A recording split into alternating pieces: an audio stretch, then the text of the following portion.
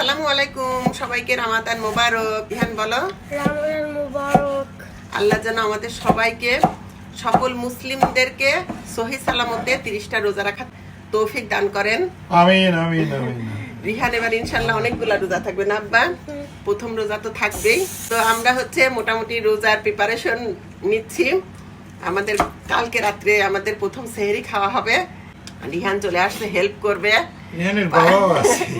আপনাদের ভাইয়াও চলে আসছে। আমরা বাসার সবাই অনেক অসুস্থ, সবাই অ্যান্টিবায়োটিক খাচ্ছি। এত ঠান্ডা আর ফ্লু ভাইরাস আমাদের অ্যাটাক করছে।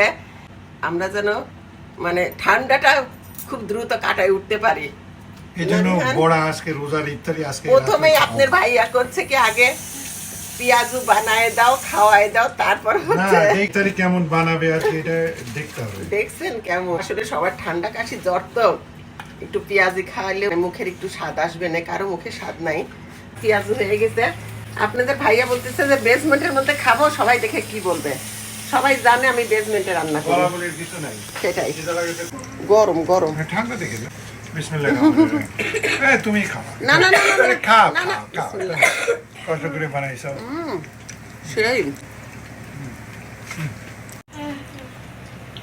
Crispy, test, good test. মজা।